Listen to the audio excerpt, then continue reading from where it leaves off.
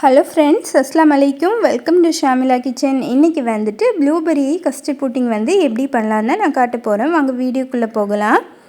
அதுக்கு முன்னாடி நம்ம சேனலை சப்ஸ்கிரைப் பண்ணாமல் பார்க்குறவங்க சப்ஸ்கிரைப் பண்ணி சப்போர்ட் பண்ணுங்கள். கூடவே பக்கத்தில் இருக்கிற பெல் ஐக்கானையும் கிளிக் பண்ணுங்கள். அப்போ தான் நான் போடுற வீடியோஸ் எல்லாம் உங்களுக்கு நோட்டிஃபிகேஷனாக வரும். இந்த ப்ளூபெர்ரி கஸ்டர்ட் புட்டிங் வந்து நமக்கு ஒரு 10 நிமிஷத்துலேயே ஈஸியாக ரெடி பண்ணி எடுத்துடலாம்.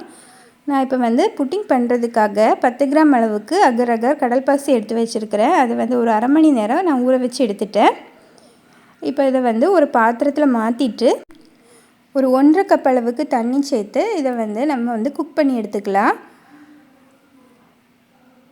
இதை வந்து ஒரு லோ ஃப்ளேம்லேயே போட்டு தான் நான் வந்து இந்த கடல் பாசியை வந்து மிக்ஸ் பண்ணி எடுத்துக்க போகிறேன். ஒரு ஸ்பூன் வச்சு இந்த மாதிரி நம்ம வந்து இடையிடையே மிக்ஸ் பண்ணி கொடுத்துக்கணும்.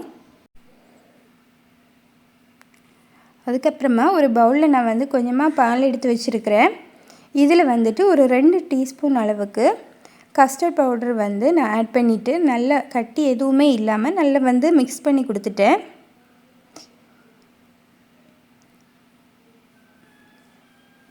இப்போ நம்மளோட கடல் பாசி பாதி அளவுக்கு கரைஞ்சி வந்தாச்சு.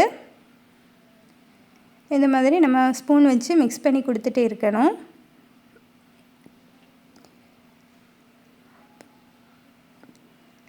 இப்போ பார்த்திங்கன்னா நல்லா வந்து கடல் பாசி வந்து கரைஞ்சி நல்லா வந்தாச்சு.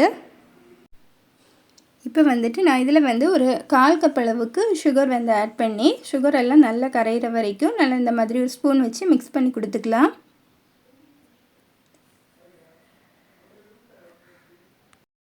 எல்லாம் நல்லா கரைஞ்சதுக்கு அப்புறமா நம்ம வந்து ஸ்டவ் ஆஃப் பண்ணிக்கலாம். ஸ்டவ் ஆஃப் பண்ணிவிட்டு அதுக்கப்புறமா நான் வந்து சூடாக இருக்கும்போதே இதில் வந்துட்டு இந்த ப்ளூபெர்ரி க்ரஷ் வந்து ஆட் பண்ணிக்க போகிறேன்.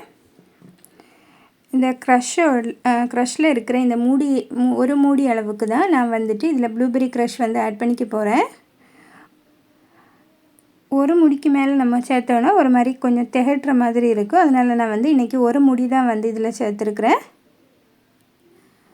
இப்போ வந்து இந்த க்ரஷ்ஷு வந்து இந்த கடல் பாசியோட நல்ல மிக்ஸ் ஆகிற அளவுக்கு நான் வந்து ஒரு ஸ்பூன் வச்சு இந்த மாதிரி மிக்ஸ் பண்ணி கொடுத்துட்டேன். கொஞ்ச நேரம் இது இப்படியே இருந்து ஆறட்டும். ஆறுனதுக்கு அப்புறமா நான் வந்து இதை வந்து ஒரு 4 கிளாஸ் எடுத்துருக்கிறேன். இந்த 4 கிளாஸ்லையாக மாற்றி வச்சுருக்கிறேன். ஒரே அளவுக்கு இந்த மாதிரி கிளாஸில் ஊற்றி வச்சுருக்கிறேன். அதுக்கப்புறமா நம்ம இப்போ கஸ்டர்ட் வந்து ரெடி பண்ணி எடுத்துக்கலாம். அதுக்காக நான் வந்துட்டு ஒரு 1/4 லிட்டர் அளவுக்கு பால் எடுத்து கொதிக்க வச்சுட்டு அதில் வந்து ஒரு 1/4 கப் அளவுக்கு சுகர் வந்து ஆட் பண்ணி மிக்ஸ் பண்ணி கொடுத்துட்டேன். அதுக்கப்புறமா நம்ம ஏற்கனவே ரெடி பண்ணி வச்சுருக்கிற அந்த கஸ்டர்ட் மிக்ஸையும் இதில் ஆட் பண்ணி நல்லா வந்து மிக்ஸ் பண்ணி கொடுத்துக்கலாம். கஸ்டர்ட் மிக்ஸ் வந்து ஆட் பண்ணதுக்கப்புறமா இந்த மாதிரி ஒரு ஸ்பூன் வச்சு நல்லா வந்து மிக்ஸ் பண்ணி கொடுக்கணும். கஸ்டர்ட் மிக்ஸ் வந்து ஆட் பண்ண உடனே பால் வந்து நமக்கு கொஞ்சம் திக்காக மாற ஆரம்பிக்கும். பால் வந்து ஓரளவுக்கு திக்காக மாற ஆரம்பிக்கிற வரைக்கும் நம்ம இந்த மாதிரி காய்ச்சி எடுத்துக்கலாம். ஒரு லோ ஃப்ளேம்லேயே போட்டு தான் இதையுமே நான் வந்து காய்ச்சி எடுத்தேன்.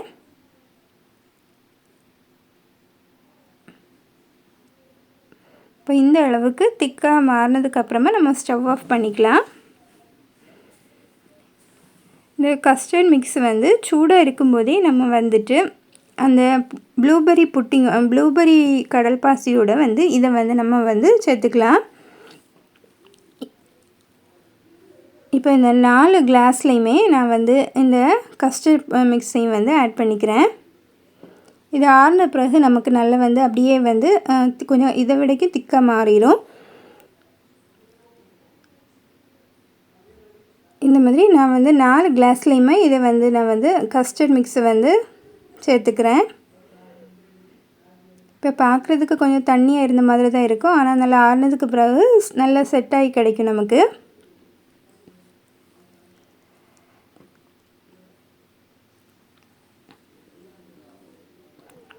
இப்போ பார்த்திங்கன்னா நமக்கு பார்க்குறதுக்கே இது ஒரு கலர்ஃபுல்லாக சூப்பராக இருக்குது.